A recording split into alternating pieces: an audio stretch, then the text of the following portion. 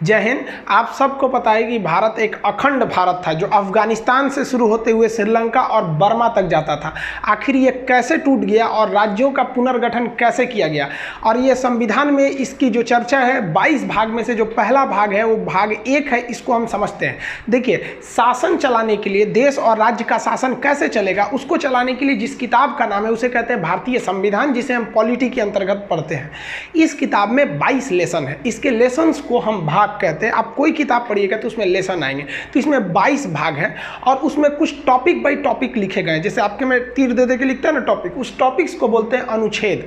तो total article यानी अनुच्छेद 395 है। अगर आप ABCD की बात नहीं करेंगे तो ABCD करेंगे तो ये 25 हो जाएगा। तो ABCD को हम कंसीडर नहीं, हम न्यूमेरिकल वैल्यू कंसीडर कर रहे हैं। अब एक चीज़ होती है आपकी IPC, ताजीराते हिंद दफ़ा 300, ऐसे सुने होंगे आप लोग, इसके बारे में अलग से वीडियो बनाए हुए हैं। IPC क्या कहता है कि पुलिस आपको किसी क्राइम के बाद कैसे लतियाएगी, इसकी चर्चा IPC में है। IPC के टॉपिक्स को हम लोग धारा या सेक्शन कहते हैं। पुलिस लतियाने के बाद कोर्ट में भेज देगी। अब जज साहब आपसे मतलब वो सवाल जवाब करेंगे तो उसकी चर्चा CRPC में, क्रिमिनल प्रोसीजर कोड। तो इसके जो टॉपिक्स हैं उन्हें हम लोग सेक्शन या धारा कहते हैं। तो इस सब के बारे में हम एक अलग वीडियो बनाए हुए हैं। तो ये धारा वगैरह हो गई। अभी हमें समझना है वो पॉलिटी का भाग 1। 22 भाग में से पहला भाग तो अभी खत्म कर लीजिएगा, आपको खुद ही समझ में आ जाएगा ये पॉलिटी उतना टफ नहीं है जिन्हें अपना टफ बना दिया गया है। तो भाग 1 जो है, इसमें क्या एक ही भाग में क्या पूरे के पूरे 395 अनुच्छेद तो आएंगे नहीं, कुछ ही अनुच्छेद आएंगे भाग संख्या 1 में। तो भाग 1 में हम देखते हैं वो कि भाग 1 में जो अनुच्छेद आते हैं यानी टॉपिक आते हैं वो 1 से 4 तक आते हैं। यानी भाग 1 कंप्लीट कर लिए तो 1 से 4 तक आप समझ जाएंगे, और इसी को समझेंगे कि कैसे भारत टूटा, अखंड भारत से कैसे अफगानिस्तान टूटा, बर्मा टूटा, बांग्लादेश और पाकिस्तान कैसे सब अलग हो गए। इस जो भाग 1 का नाम है, एक्चुअली संविधान जो था ना वो इंग्लिश में लिखा गया था, बाद में उसे हिंदी में ट्रांसलेट किया गया था। तो भाग 1 का नाम है यूनियन एंड इट्स टेरिटरी। जो संघ है वो भारत का एक जो संघ है और उसका क्षेत्रफल कहाँ कहाँ तक है, राज्य क्षेत्र मतलब एरिया कहाँ कहाँ तक है जहाँ भारत के नियम लगेंगे। तो ये तो चैप्टर 1 की बात हो गई। अब इसमें क्या क्या लिखा गया है वो अनुच्छेद के हिसाब से। तो पहला अनुच्छेद यानी फर्स्ट आर्टिकल में क्या लिखा गया है, तो इसमें 3 बातें लिखी गई हैं। पहले आप नॉर्मली तीनों बातों को समझिए। अनुच्छेद 1 यानी आर्टिकल 1 में पहली बात जो लिखी गई है, भारत राज्यों का एक संघ है यानी यूनियन है। भारत, यहाँ पे ना इंडिया और भारत दोनों शब्द है, लिखा गया है कि इंडिया यानी भारत। तो सुप्रीम कोर्ट में भी यह पिटीशन किया गया था कि भारत का नाम इंडिया से हटाकर भारत कर दिया जाए, क्योंकि हर जगह भारत का प्रयोग होता है। हम कहते हैं भारत माता की जय, नहीं कहते हैं इंडिया माता की जय। हमें भारत रत्न दिया जाता है। राष्ट्रीय गान में भी जनगण मन अधिनायक जय है, भारत भाग्य विधाता। हर जगह ही आप जहां भी देखेंगे वो भारत ही प्रयोग ज्यादा होता है। तो सुप्रीम कोर्ट ने कहा कि यह फालतू का पिटीशन है। सुप्रीम कोर्ट ने कहा कि इसका कोई औचित्य नहीं है, क्योंकि संविधान में ऑलरेडी कह दिया गया इंडिया डेट इज भारत, तो दोनों ही नाम कंसीडर है आपके भारत के लिए।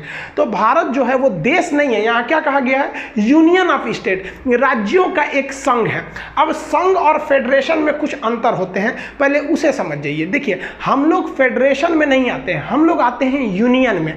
3 चीजें होती हैं, एक होता है कॉन्फेडरेशन, एक होता है फेडरल और एक होता है यूनियन। तो हम लोग आते हैं यूनियन में। कॉन्फेडरल उसे कहते हैं परिसंघ हिंदी में, जिसमें छोटे छोटे राज्य आपस में जुटकर और अपनी थोड़ी थोड़ी शक्तियां केंद्र सरकार को देकर एक देश का निर्माण करते हैं। यह परिसंघ बड़ी कमजोर होता है, इससे कोई भी देश आसानी से अलग हो जाते हैं। लेकिन फेडरल थोड़ा सा अलग होता है। फेडरल में राज्य मिलकर एक देश का निर्माण करते हैं और हर राज्य जो होते हैं वो अपनी कुछ शक्तियां देश को दे देते हैं और कहते हैं कि भाई साहब आप इन शक्तियों का प्रयोग करिए। लेकिन फेडरल और कॉन्फेडरल दोनों में देखिए, कॉन्फेडरल का ही थोड़ा सा सभ्य रूप, थोड़ा शक्तिशाली रूप फेडरल है। फेडरल में कोई भी राज्य उस देश से अलग हो सकता है, और यूनियन एक ऐसा देश होता है जिसमें राज्य अलग नहीं हो सकते। तो मेन यही अंतर है कि फेडरेशन वह राज्य होता है जिसमें कोई भी राज्य अलग हो सकते हैं उस देश से। यूनियन एक ऐसा देश होता है जिसमें कोई अलग नहीं हो सकता। कॉन्फेडरल ऐसा होता है जिसमें जब मन तब अलग हो सकते हैं। तो भारत फेडरल नहीं है, भारत एक यूनियन है। यहाँ के कोई भी राज्य भारत से अलग नहीं हो सकते हैं। जम्मू कश्मीर एड़ी चोटी लगाते रह गया, उसे समझ में आ गया कि अलग होने वाले रहे नहीं है, चाहे वो 7 सिस्टर के लोग हो जाए, जो राज्य पहले थोड़ा सा मांग उठा था उन लोग का भी। तो यूनियन और फेडरेशन में यही अंतर होता है। अमेरिका देखेंगे तो अमेरिका एक फेडरेशन है और भारत एक यूनियन है।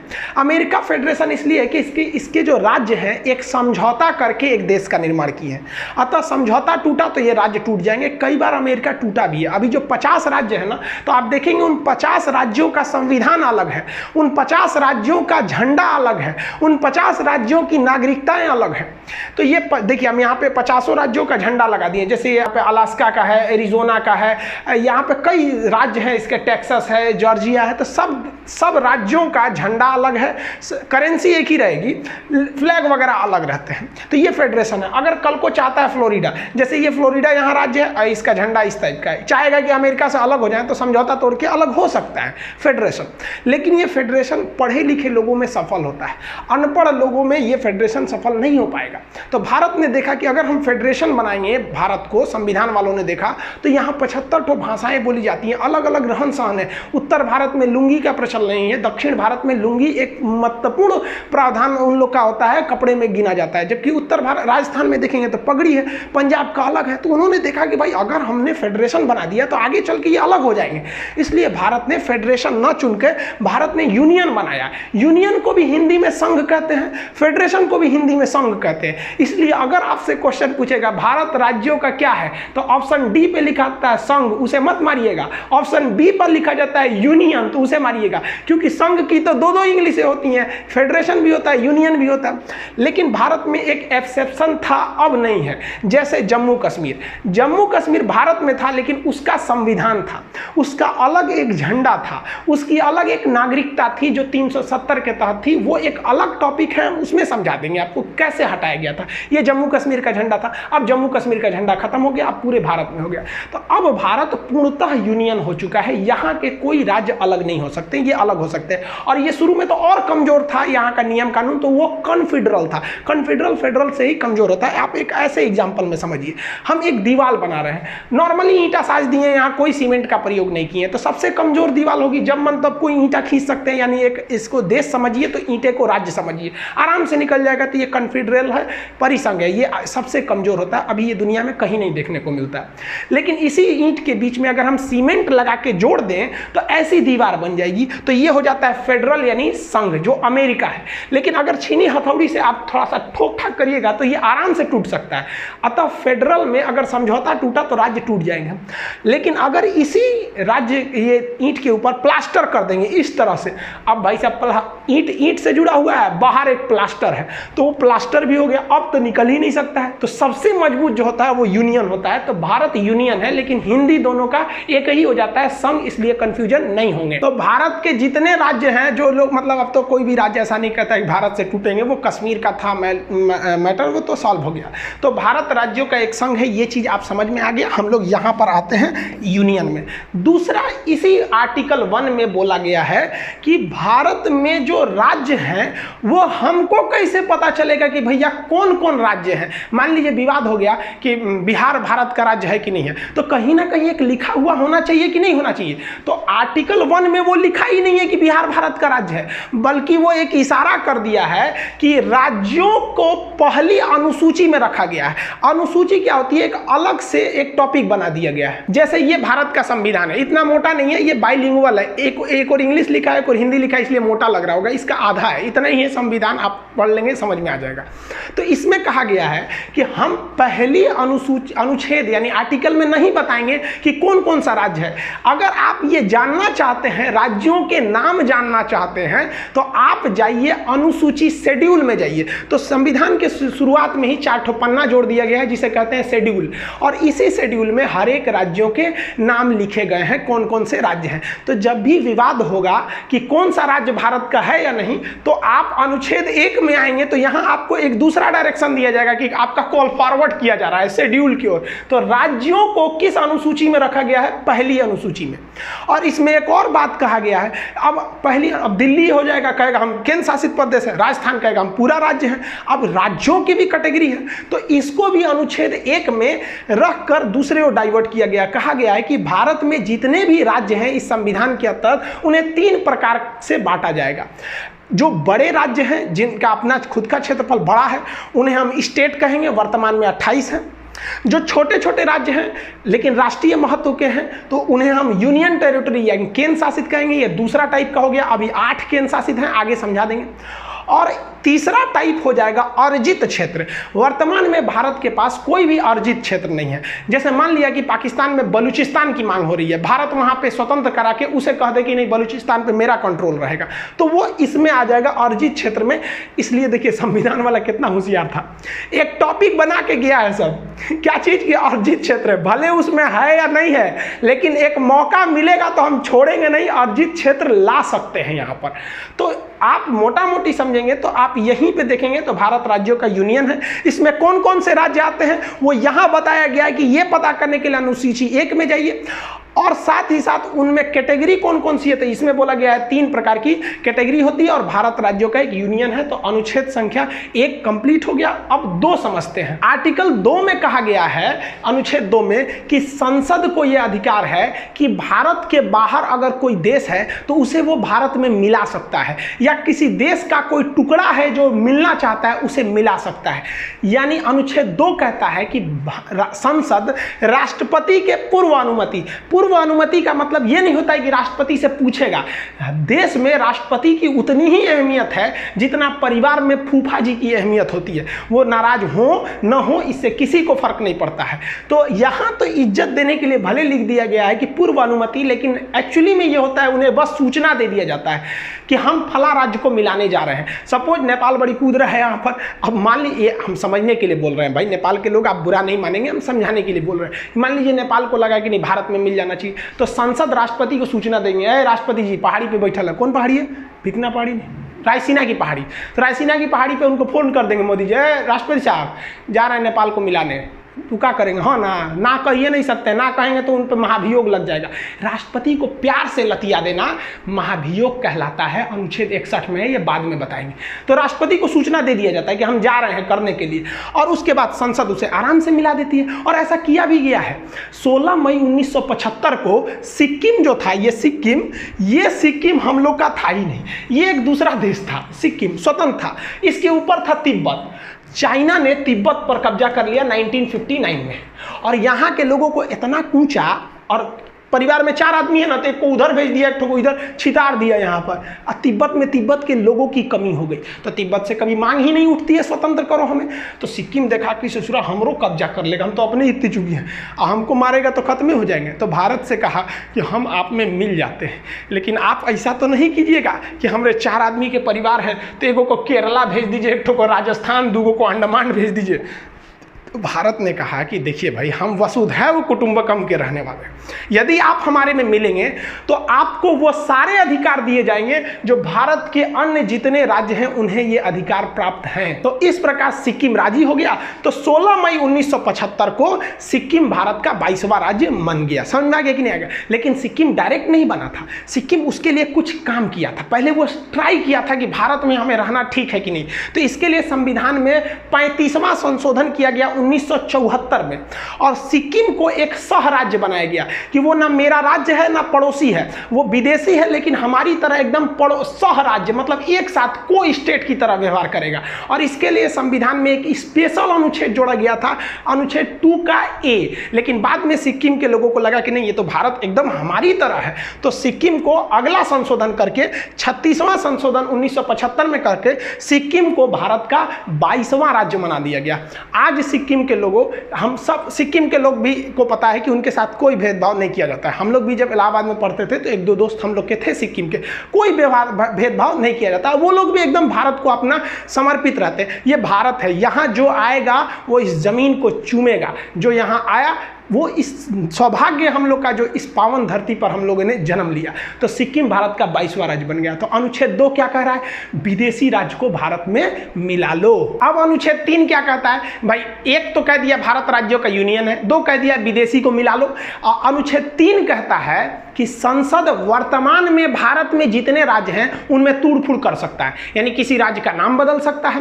कभी देखिए ना, कलिंग से हो गया उत्कल, उड़ीसा, ओडिशा, कई बार नाम चेंज हो जाते हैं, सब अक्सर नाम चेंज हो जाते हैं। उत्तर प्रदेश का पहला नाम था यूनाइटेड प्रोविजन, मध्य प्रदेश को सेंट्रल प्रोविजन। तो संसद किसी भी राज्यों के नाम बदल सकती है, उन्हें सीमा बदल सकती है। यानी यूपी से कुछ काट के मध्य प्रदेश को दे सकती है, बिहार से कुछ काट के बंगाल को दे सकती है। तो सीमा भी बदल सकती है, नाम भी बदल सकती है, और बिना उस राज्य के सहमति, तुम घुसियाए हो चाहे कुछ किए हो, इससे मतलब नहीं है। संसद केवल एक फॉर्मेलिटी निभा देती है कि राष्ट्रपति के पूर्व अनुमति से, राष्ट्रपति से कहती है सुनिए राष्ट्रपति साहब, आप राज्यवा को फोन कर दीजिए तो कि हम तोरा तोड़ने जा रहे हैं। याद करिए तेलंगाना के लोग, राष्ट्रपति ने आंध्र प्रदेश से कहा था कि हम आपको तोड़ना चाहते हैं तेलंगाना में 2 भाग में। आंध्र प्रदेश के लोगों ने, वहां की असेंबली ने इसका पूरा विरोध किया था। असेंबली से पास नहीं हुआ था कि हमें तोड़ा जाए, लेकिन 2014 में चूंकि इलेक्शन थे और डिमांड था वहां पर, तो इसलिए वो राज्य तुम जाओ उससे कोई मतलब नहीं है। ये यूनियन है, यूनियन में केंद्र को ज्यादा शक्ति है। और संसद ने साधारण बहुमत यानी 50% से पास कर दिया कि आंध्र प्रदेश को तोड़ा जाएगा। आंध्र प्रदेश टूट गया। तेलंगाना में आंध्र प्रदेश के लोग चिल्लाते रह गए, काहे तोड़ा, तेलंगाना टूट के अलग हो गया। तो अनुच्छेद 2 कहता है कि विदेशी को मिलाइए, और 3 कहता है जो मिलल है तो उन्हें को घोर घार के थूर थार के जैसे करना है करिए, बिना उस राज्य की अनुमति के। इसके कुछ छोटे छोटे एग्जाम्पल देखिए। मध्य प्रदेश से तोड़ दिया गया छत्तीसगढ़ को 1 नवंबर सन 2000 को। उत्तर प्रदेश से तोड़ दिया गया उत्तराखंड को 9 नवंबर सन 2000 को। और बिहार से तोड़ दिया गया झारखंड को सन 15 नवंबर सन 2000 को। और जम्मू कश्मीर के लोग चिल्ला रहे थे 370। अरे भाई साहब, आप पढ़े, क्लास काहे नहीं किए? असल में उस समय हम यूट्यूब पर क्लास नहीं लेते थे। अगर यूट्यूब पर क्लास लेते ना तो उन लोग को पता रहता कि भाई साहब इतना मत कूदो, क्योंकि अनुच्छेद 3 कहता है कि बिना राज्य की अनुमति है तुमको तोड़ देंगे। तो जम्मू कश्मीर के लोग जो कहते थे कि हम अपना देश बनाएंगे, अरे भाई साहब अब तो आप राज्य भी नहीं रहे, केंद्र शासित हो गए। यही हो गया भाई साहब। हिटलर ने भी क्या कहा था कि जनता को इतना न चूस दो कि जिंदा रहने को ही वो अपने लिए विकास समझे। बस यही हुआ। जम्मू कश्मीर के लोग कहते थे कि हम देश बनाएंगे, मोदी जी ने ऐसे में काम किया, उनको राज्य भी नहीं छोड़ा। तो आज लोग कहते हैं नहीं हम देश अब छोड़े, अब हमको कम से कम राज्य बना दीजिए। अरे बाप रे भाई, मैं मोदी बैठल है। जो व्यक्ति पत्नी से नहीं डरा ना, दुनिया में किसी से नहीं डरेगा। देखिए अब इसी में ना एक और विवाद चालू हुआ था, आपको पता होगा बेरूबरी यूनियन केस 1960 में क्या हुआ था। बेरूबरी पश्चिम बंगाल का एक गांव था, वहां से एक केस किया गया था भारत के ऊपर। क्या केस था तो देखिए इसकी शुरुआत कैसी हुई। ये भाई साहब सीरियल रेडक्लिफ, ये भारत के विभाजन करने आए थे। 2 दिन में भारत का विभाजन करके रख दिया ये आदमी। सोचिए, ये भारत को कभी जानता नहीं था कि यहाँ कई तरह की भाषाएं बोली जाती हैं, यहाँ कई धर्म रहते हैं, धर्म के नाम पर यहाँ कितनी लड़ाइयाँ लड़ी जाती हैं आज़ादी से पहले से लेकर आज तक में। ये आया टेबल पे भारत का नक्शा रखा और काटना चालू कर दिया। यहाँ से ले लिया, इसने कहा कि भाई साहब ये वाला रहेगा, ये इधर से, ये इधर पाकिस्तान, एगो इधर खींच दिया, ये हो गया बांग्लादेश। इसी का नाम हो गया कि सीरियल रेडक्लिफ, जिसे आप शॉर्टकट में रेडक्लिफ लाइन कहते हैं। इसने कैसे किया तो नक्शा लिया भारत का, जितने इधर पुलिस स्टेशन थे ना, सारे पुलिस स्टेशन पे ऐसे डॉट डॉट बनाया, सबको खींच दिया। कहा कि लो इधर वाला पाकिस्तान, इधर तुम, इधर भी कहा चाहे इसको भी बांटना है, पूर्वी पाकिस्तान को भी, कोई दिक्कत नहीं। सारा पुलिस स्टेशन को मिलाया, घचाक से एक लाइन खींच दिया, हो गया। पता चला किसी का घर इंडिया में रह गया, खेत बांग्लादेश में चल गया। किसी का दुआरा इंडिया में है, आंगना चल गया बांग्लादेश में। अजब अजब कांड करके चल गया। अरे भाई इनका अपना रहता तब ना समझ में आता, यही कांड हो गया। इसमें सबसे फेमस हो गया बेरूबरी। बेरूबरी क्या था तो वो भारत में था, यहाँ बांग्लादेश में था, यहाँ पर भारत में। लेकिन इसको ना रियल में जाना चाहिए था बांग्लादेश में, क्योंकि यहाँ सारे लोग मुस्लिम थे, लगभग 90% से ज़्यादा लोग मुस्लिम थे। और बांग्लादेश में भी कुछ ऐसे जगह थे जहाँ पर 90% से ज़्यादा लोग हिंदू थे। इन्हें आना चाहिए हिंदुस्तान में और इस जमीन को जाना चाहिए बांग्लादेश में, ये होना चाहिए। तो भारत ने सोचा कि एक काम करते हैं, बदला बदली कर देते हैं। कहते हैं कि भाई वो मेरी ज़मीन है, तुम रख लो और वहाँ के लोग को यहाँ भेज दो। ये तुम्हारी ज़मीन है बांग्लादेश, इसे हम रख लेते हैं, यहाँ के लोगों को तुम रख लेते हो। तो कितना अच्छा था। लेकिन जब ये मामला गया तो सुप्रीम कोर्ट में नेहरू जी ने, उस समय नेहरू जी प्रधानमंत्री थे, उन्होंने सोचा कि आराम से करा लेंगे। खान सर तो बताइए किए हैं कि संसद कुछ भी कर सकती है, राज्यों के नाम परिवर्तन सीमा कर सकती है। लेकिन भाई साहब खान साहब से ज़्यादा होशियार है सब सुप्रीम कोर्ट का जज। सुप्रीम कोर्ट ने कहा कि ये नेहरू जी, ये जो नियमवा लग रहा है ना, ये केवल हिंदुस्तान पर लागू होता है कि आप एक राज्य को तोड़ के दूसरे को दे सकते हैं। आपका मन है तो आप पटना जिला को उठा के राजस्थान को को दे दीजिए, आप अंदर जितना खरमंडल मचाना है मचाइए, लेकिन ये अधिकार आपको कोई नहीं देता है यहाँ से अनुच्छेद 3 से कि आप भारत की किसी जमीन को विदेश को दे दीजिए। इसके लिए आपको संविधान में संशोधन करना पड़ेगा। तो नेहरू जी ने सोचा संविधान में संशोधन कर दे और इस मामला को सलटा दे, लेकिन भारत में बड़ी विरोध हो गया। सोचिए नेहरू जी से एक समय से मामला अटकता हुआ अब बांग्लादेश और भारत के लोगों में बड़ा वो होने लगा कि भाई आप खुद सोचिए ना कि आप छोटे से एरिया में घिर के रह गए। नरेंद्र मोदी जी जब आए तब उन्होंने शेख हसीना से जाके ये समझौता करके संसद में पारित कराया। सोचिए नेहरू जी के समय का मामला आट के नरेंद्र मोदी जी किए, लेकिन नरेंद्र मोदी का कोई जनता विरोध नहीं किया, लेकिन नेहरू जी का विरोध किया। तो हमारे देश में भी एक खराबी है, हम लोग ये नहीं देखते हैं ना कि देश के लिए सही है या गलत है, हम लोग पार्टी का चेहरा बन जाते हैं, ये गलत है। आखिर वही काम कर रहे थे, जल्दी सुलट जाता। खैर राजनीतिक में नहीं जाना चाहिए। अब भाग 1 में केवल 4 अनुच्छेद थे, 1, 2, 3, 4। चौथा पर ये बड़ा सिंपल है। चौथा कहा गया है कि जब संसद अनुच्छेद 2 का प्रयोग करेगी यानी किसी विदेशी राज्य को मिलाएगी, या अनुच्छेद 3 का प्रयोग करेगी यानी किसी राज्य को तोड़ेगी, तो उसके लिए राष्ट्रपति से किसी विशेष अनुमति की जरूरत नहीं है, क्योंकि इसे अनुच्छेद 368 के बाहर रखा गया है। जिसे 368 में रख दिया जाता है उसमें राष्ट्रपति का साइन होना जरूरी है, लेकिन इन दोनों चीज को राष्ट्रपति का साइन की जरूरत नहीं है, क्योंकि पहले ही राष्ट्रपति को सूचना दे दिया जाता है कि हम विदेशी राज्य को मिलाने जा रहे हैं और या वर्तमान को तोड़ने जा रहे हैं। अब इस अनुच्छेद में कुछ छुपी हुई बातें क्या हैं, ध्यान से समझिए, जिसे हम रेड कलर से लिखें। अनुच्छेद 4 कहता है कि किसी विदेशी राज्य को मिलाने के पहले या वर्तमान किसी राज्य को तोड़ना अगर चाहते हैं तो आपको संसद में 2/3 यानी 66% वोट की जरूरत नहीं है, आपके पास केवल 50% वोट है, तो आप समझिए कि आप कर सकते हैं। और आप बताइए 50% वोट मतलब 545 जो है, हमारे यहाँ कितने हैं सर, 545, इसका अगर आप में निकालेंगे 50% तो 272 होता है, तो जिसे 273 मान लेते हैं। 72 आदमी कैसे आएगा, काट के नहीं ना आएगा, 273। तो 273 को ही हम साधारण बहुमत कहते हैं, जिसे 50% हो गया। तो अब बताइए 273 सरकार के लिए चाहिए, तो यानी जो भी सरकार है उसके पास 273 बहुमत है और वो आराम से इस दोनों काम को कर सकती है, यानी ज़्यादा तामझाम करने की ज़रूरत नहीं है। दूसरा इसमें छुपी हुई बात क्या है कि ये विधेयक यानी 2 और 3 का प्रयोग करते पहले, यानी विदेशी राज्य को मिलाने और वर्तमान राज्य को तोड़ने से पहले ही हम राष्ट्रपति को सूचना दे देते हैं कि हम ये करने जा रहे हैं। इसलिए राष्ट्रपति को ये अधिकार ही नहीं है कि राष्ट्रपति उसको लौटाए कि आपने ऐसा क्यों किया, भाई हम तो पहले ही आपको सूचना दे दिए थे। इसलिए राष्ट्रपति इस पर साइन करने के लिए बाध्य है। बाध्य बनाने के लिए इसे 368 के बाहर रखा गया है। और इस अनुच्छेद की और छुपी हुई बात क्या है कि हमारे संविधान में एक अनुसूचियां हैं, कई 12 अनुसूचियां हैं। उस अनुसूची में 1 में लिखा गया है कौन कौन सा राज्य है। अब एक बात बताइए, आप किसी विदेशी राज्य को मिला लिए या किसी राज्य को तोड़ दिए, तो अनुसूची 1 में भी तो जाके वहां चेंजिंग करना पड़ेगा ना कि भाई हमने ये वाला राज्य मिला दिया या ये वाला राज्य तोड़ दिया। तो अनुसूची 1 में भी आपको चेंजिंग करना पड़ेगा इसी के साथ, उसमें भी राष्ट्रपति टोक टाक नहीं करेंगे। और अनुसूची 4 जो है उसमें लिखा गया है कि किस राज्य से कितने सांसद उठेंगे राज्यसभा के लिए। तो भाई आपने तोड़ दिया या मिला दिया तो जेन्युइन है, कुछ चेंज हो जाएगा। तो साथ ही साथ आपको अनुसूची 4 में भी चेंजिंग करना पड़ेगा और उसमें भी आपको कोई रोक टोक नहीं करेगा। ये संविधान का था आपका भाग संख्या 1। तो संविधान का भाग 1 अनुच्छेद 1 से 4 तक चालू होता है, जो कंप्लीट हो गया। 1 कहता है भारत राज्यों का यूनियन है, 2 कहता है विदेशी को मिलाओ। देखो संविधान वाला कितना होशियार था। पहले कहा कि विदेशी को मिला लो 2 में, और उसके बाद कहा अब मिल गया ना, अब जो वर्तमान में अब आ गया, अब इसको कूच काच करके कुछ भी करते रहो, कोई दिक्कत नहीं है।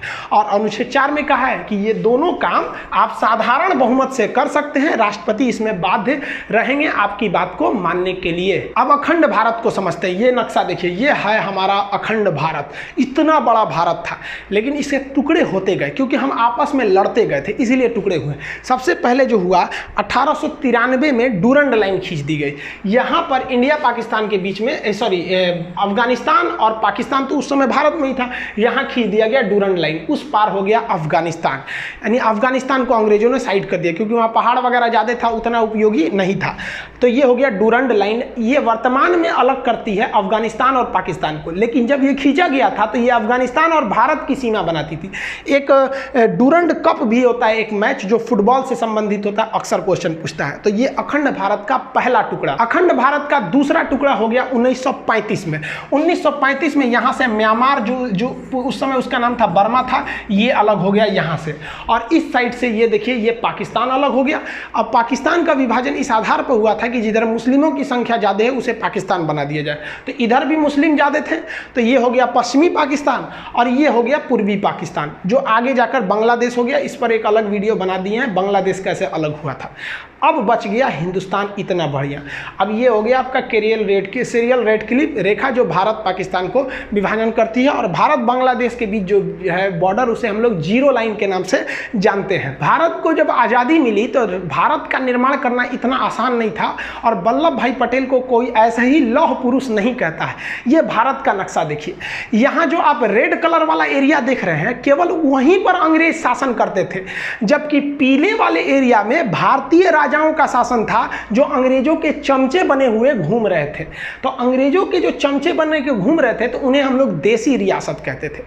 तो जब देश आज़ाद हुआ तो भारत में कई देसी रियासत थे। तो अंग्रेजों ने कहा कि देखिए भाई साहब, ये जो मेरा ब्रिटिश वाला एरिया है हम तो आपको दे ही देंगे, लेकिन उन्होंने इस पीले वाले क्षेत्र से कहा कि आप या तो पाकिस्तान में मिल जाइए या तो भारत में मिल जाइए, आपका मन तो आप स्वतंत्र राज्य भी बना सकते हैं, एक देश भी बना सकते हैं। तो पाकिस्तान में कुल 13 देसी रियासतों ने विलय कर लिया। इसकी बात छोड़िए, यहाँ पर भारत की बात करते हैं। भारत में जो प्रिंसली स्टेट थे, जो देसी रियासत थे, उनकी संख्या 552 थी। इन 552 राज्यों को मिलाकर एक फेडरेशन बनाना संभव नहीं था, क्योंकि फेडरेशन बनाते तो फिर टूट जाते हैं। इसलिए सरदार पटेल की जिम्मेदारी दी गई कि इसको मिलाकर यूनियन बनाइए। इस काम में 3 लोगों की महत्वपूर्ण भूमिका है। सरदार पटेल, वीपी मेनन उस समय के आईएएस अधिकारी सचिव हुआ करते थे, और माउंटबेटन का भी योगदान है। ये तीनों क्वेश्चन पूछता है। एक बार एग्जाम में पूछा था कि राज्यों के एकीकरण में किसका योगदान था, सरदार पटेल और वीपी मेनन का नाम ही नहीं था, तो उस समय आप लगाएंगे माउंटबेटन को। इन तीनों लोगों की ने मिलकर 552 राज्यों को आपस में मिला दिया। लेकिन 3 राज्य ससुरे बड़ी मनबड़ था सब। अब वो 3 राज्य कौन कौन से, तो भाई एक हैदराबाद, यहाँ देखिए ये जो देख रहे हैं ना, ये पहले एक स्टेट हुआ करता था हैदराबाद, आज भले एक शहर है, एक स्टेट हुआ करता था। हैदराबाद के राजा का अलग ही डिमांड था, उनको अलग राज्य चाहिए था। अरे भाई साहब, भाई ये अलग देश कहाँ बनाएंगे बिचुआ में से, यहाँ से अलग देश के लिए। लेकिन यहाँ पर अराजकता फैल गई, मारपीट बहुत होने लगा। तो सरदार पटेल ने चारों ओर से पुलिस भेज दिया। चारों ओर से वो आर्मी थी, पुलिस की वर्दी में गई थी, जिसका नाम दिया गया ऑपरेशन पोलो। ऑपरेशन पोलो के तहत हैदराबाद को भारत में मिला दिया गया। इनके स्वतंत्र देश का सपना हमेशा के लिए टूट गया यहाँ पर। तो ये ऑपरेशन पोलो सफल हुआ। दूसरा ये वाला राज्य था जूनागढ़। जूनागढ़ क्या था कि जूनागढ़ की जनसंख्या जो थी, अधिकतर जनसंख्या हिंदू थी, लेकिन वहाँ के राजा जो थे वो मुस्लिम थे। तो जूनागढ़ ने कहा कि नहीं भाई, हम पाकिस्तान में जाना चाहते हैं। अरे भाई साहब, तू यहाँ से पाकिस्तान में कैसे जाएगा। तो सरदार पटेल ने जूनागढ़ में रेफरेंडम करा दिया, जनमत संग्रह। वहाँ के लोगों से पूछा आप कहाँ रहना चाहते हैं। ज़्यादातर लोगों ने कहा हिंदुस्तान में रहना चाहते हैं। बस जैसे हिंदुस्तान में रहना चाहते हैं, ये वाला भी मैटर सॉल्व हो गया। लेकिन अलग मैटर हो गया जम्मू कश्मीर के साथ। जम्मू कश्मीर की सिचुएशन थोड़ी अलग थी। यहाँ जनता ज़्यादातर मुस्लिम थी, लेकिन राजा हिंदू थे, राजा हरि सिंह। और राजा हरि सिंह ने अलग टाइप का डिसीजन ले लिया। उन्होंने कहा कि ना हम भारत में मिलेंगे और ना ही हम पाकिस्तान में मिलेंगे, हम एक अलग देश बनाएंगे। तो अंग्रेजों ने तो खुली छूट दी थी कि भाई जिन्हें अपना देश बनाना है बना लेंगे। तो भारत ने कुछ नहीं किया, और लेकिन पाकिस्तान ने ना वहाँ से दगाबाजी किया। पाकिस्तान आतंकवादियों को घुसा दिया इस एरिया में, धड़ाधड़ यहाँ आतंकवादियों का पूरा घुस गया सब। इतना एरिया में आतंकवादी पूरा घुस गए थे सब। अब राजा हरि सिंह को लग गया कि अगर हम अपना देश बनाने के लिए चलेंगे ना तो मेरा परिवार भी नहीं बचेगा। तो भागे भागे आए नेहरू जी के पास, है नेहरू जी बचा लीजिए, हमको पाकिस्तान मार रहा है। तो नेहरू जी कहा हाँ एकदम बचा लेंगे हम। सरदार पटेल जी देखिए तो बचाइए इनको। तो सरदार पटेल कहे छोड़ दीजिए ओकरा, बड़का होशियार बनते थे, अलगे देश बनाएंगे, जो देश बनाओ, हमरा कौन चीज घटल है कि हम तोरा बचाने आएंगे, काहे लिए बचाएंगे। तो हरि सिंह ने कहा कि महाराज पटेल जी बचा लीजिए। तो सरदार पटेल ने कहा कि 21 शर्त पे बचीबो, पहले तुम साइन करो किस पर, एनेक्सेशन पर। तो उसने साइन किया इंस्ट्रूमेंटल ऑफ एक्सेशन, मतलब विलय पत्र पर साइन किया 26 अक्टूबर 1947 को कि हम अब भारत में मिल रहे हैं। तो सरदार पटेल ने कहा इन होशियारी हुआ, अब हम सेना भेजते हैं। तब यहाँ से भारत में सेना भेजा गया और भारत की सेना उनको खदेड़ दिया यहाँ पर। और भारतीय सेना उस समय बहुत ही बहादुरी से लड़ी थी, और वो क्योंकि अंग्रेज हमें अंधेरी गली के मुहाने पे छोड़ के चले गए थे और स्टार्टिंग में युद्ध झेलना पड़ गया था। और इस वक्त में नौशेरा में पाकिस्तानी फौज बहुत बहादुरी से लड़ रही थी, वो सब बहुत खतरनाक लड़ रहे थे। तो भारत के ब्रिगेडियर थे उस समय ब्रिगेडियर उस्मानी। ब्रिगेडियर उस्मानी ने कहा कि जब तक हम पाकिस्तानियों को खदेड़ नहीं देते तब तक हम जमीन पे सोएंगे, इसलिए उन्हें नौशेरा का शेर कहा जाता था। और इनके बदौलत बहुत पूरे भारतीय सैनिक की बहादुरी के बदौलत यहाँ लड़े। और यही वाला एरिया जब तक भारतीय सेना पहुंचे पाकिस्तान कब्जा कर चुका था, जिसे आज भी हम पीओके के नाम से जानते हैं। और यही सीज फायर बन गया और कश्मीर भी भारत का एक अंग बन गया। सरदार पटेल, वीपी मेनन और लॉर्ड माउंटबेटन ने मिलकर 552 देसी रियासतों को तो मिला दिया, लेकिन चौपट कर दिया कब? जब भारत का संविधान लागू हुआ 1950। 1950 में भारतीय राज्यों को 4 कैटेगरी में बांट दिया गया, इस टाइप में बांटा गया, ABCD टाइप में बांट दिया गया। ए में किसे रखा गया? वह एरिया जहां पर अंग्रेजों का शासन था।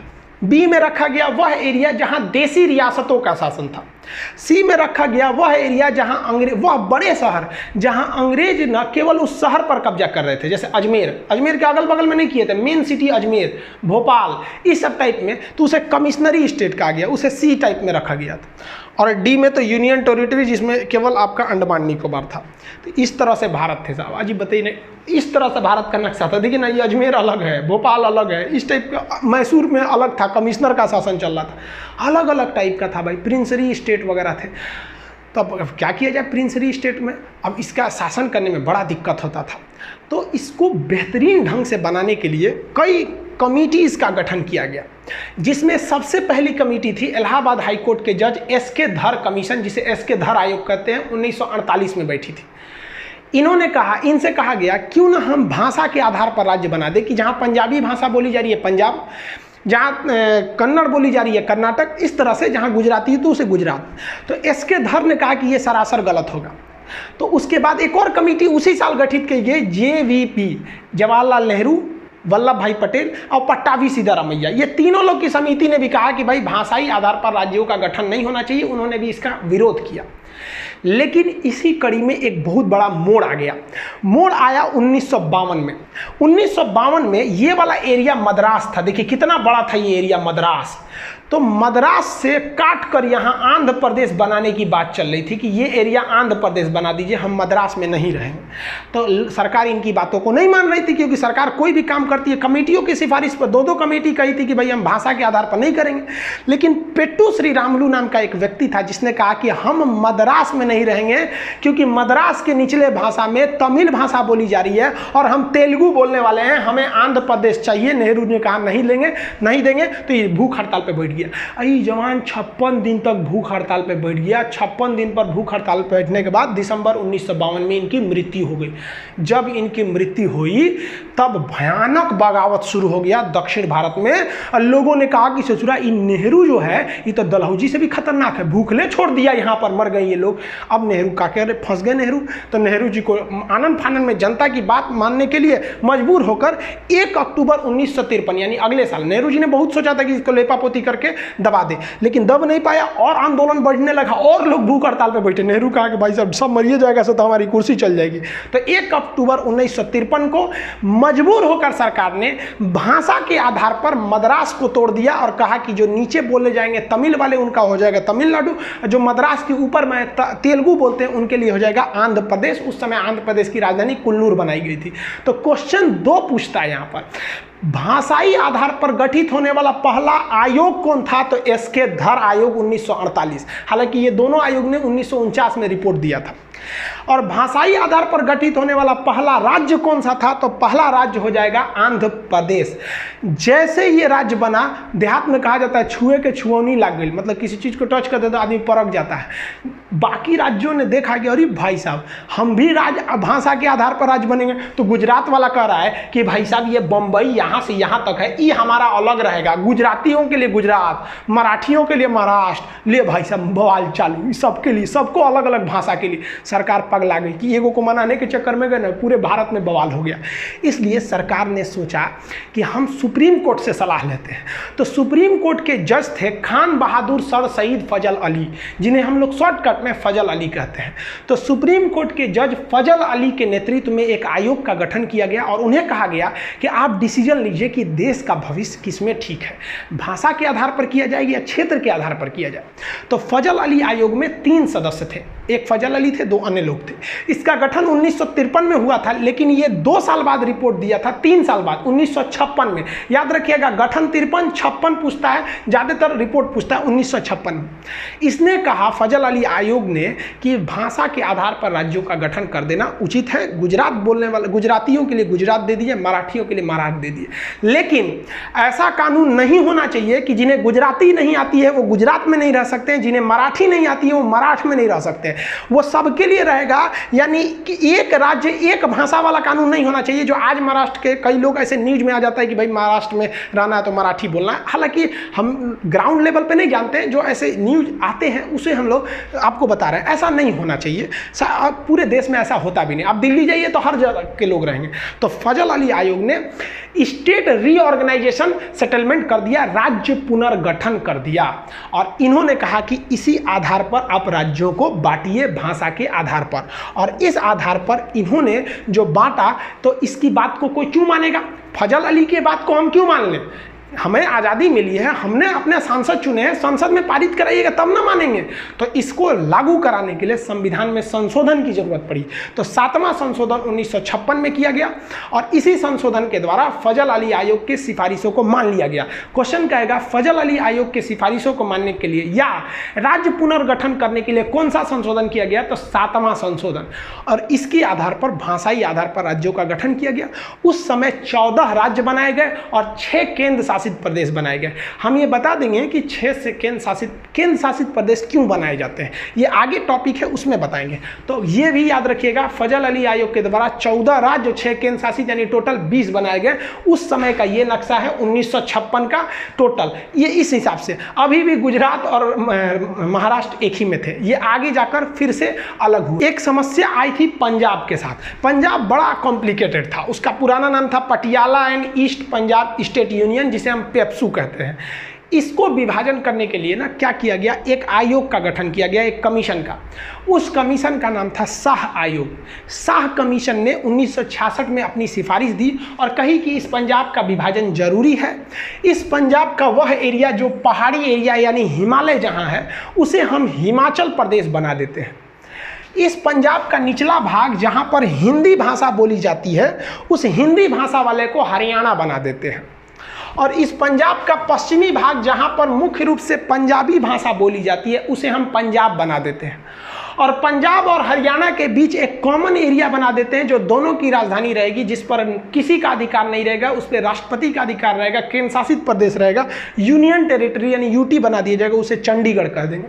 तो जिसे आप पेप्सू देख रहे थे वो 4 भाग में टूट गया। तो पंजाब राज्य का पुनर्गठन किया गया था शाह आयोग के सिफारिश पर। इस प्रकार भारत का एक विशाल साम्राज्य जो अखंड भारत के नाम से जाना जाता था, वो सिमट कर इतने में रह गया जिसमें 28 राज्य बचे। पहले 29 राज्य थे, तो जम्मू कश्मीर से राज्य की दर्जा छीन ली गई, तो राज्य बच गए 28। 9 केंद्र शासित हो गए। पहले केंद्र शासित कितने थे? 7, लेकिन जम्मू अलग, लद्दाख अलग, 2 केंद्र शासित बन गए, तो 7 2 9 हो गए। लेकिन एक डिसीजन लिया गया कि दादरा नागर हवेली और दमन दीव, ये 2 अलग अलग हैं, इन्हें एक में केंद्र शासित बना दिया जाएगा। इस प्रकार केंद्र शासित की वर्तमान संख्या 8 हो गई है और स्टेट्स की संख्या अभी 28 है। आप जनरली थोड़ा सा समझिए, केंद्र शासित क्यों बनाए जाते हैं? वैसा राज्य जो बहुत छोटा है और उसकी संस्कृति अलग है और उसे राष्ट्रीय हित में रखना है, वरना वो अलग भी हो सकते हैं, जैसे अंडमान निकोबार। आप बताइए, अगर यहाँ कोई मुख्यमंत्री का शासन दे देते हैं तो हो सकता है कि विदेशी शक्तियाँ, चाइना, इन्हें अपने प्रभाव में मिला के और केंद्र सरकार को दिल्ली में जब तक पता चले यहाँ सेना बुला के इसे अलग कर सकती। इसलिए सरकार ने इसे केंद्र शासित बना दिया कि यहाँ मुख्यमंत्री रहेगा नहीं, सीधे यहाँ क्या हो रहा है ये दिल्ली डिसाइड करेगी। जैसे यहाँ लक्षद्वीप पाकिस्तान इधर से आके भी मिला सकता है, मुख्यमंत्री को पैसा वैसा दे देगा, कहे कि तुमको और कर देंगे, भाई कुछ भी हो सकता है। इसलिए कहा गया भाई साहब यहाँ तुम ताम झाम करबे नहीं करो, यहाँ का सारा डिसीजन दिल्ली लेगा। ऐसे ही पाकिस्तान यहाँ पे कर रहा था जम्मू कश्मीर में, मोदी जी ने कहा कि एक काम करे भाई, तुम राज्य रहबे नहीं करेगा, मुख्यमंत्री वगैरह नहीं रहोगे यहाँ पर। मुख्यमंत्री क्यों बनाए जाते हैं, वहाँ विधानसभा होती है, तो कह दिया भाई यहाँ का सारा शासन दिल्ली देखेगा। और यहाँ पर एक ठो असेंबली बना दी गई जिसमें मुख्यमंत्री, जैसे केंद्र शासित के मुख्यमंत्री के पास ज़्यादा पावर नहीं रहता है, सारा डिसीजन दिल्ली से लिया जाता है। तो राष्ट्रीय महत्व का होनी चाहिए, संस्कृति अलग होनी चाहिए, देश की मुख्य भूमि से दूर होना चाहिए, कई रीजन है जिसे बनाए जाते हैं, इसके लिए संविधान में अलग प्रावधान है। कौन सा राज्य कब बना, यहाँ पर हम सबका डेट बाई डेट यहाँ लिख दिए हैं, आप इसका स्क्रीनशॉट लेना चाहें तो ले सकते हैं। इसका PDF वगैरह एप्लीकेशन में है, जब तक आप इसी पे क्लास रेगुलर देखिए। आज संविधान का आपने एक भाग को खत्म कर दिया, अभी संविधान में टोटल 22 भाग थे, एक खत्म हो गया, 21 बचा। आई होप आप ये सब चीज़ों को समझ गए होंगे। मिलेंगे नेक्स्ट वीडियो में, तब तक के लिए जय हिंद।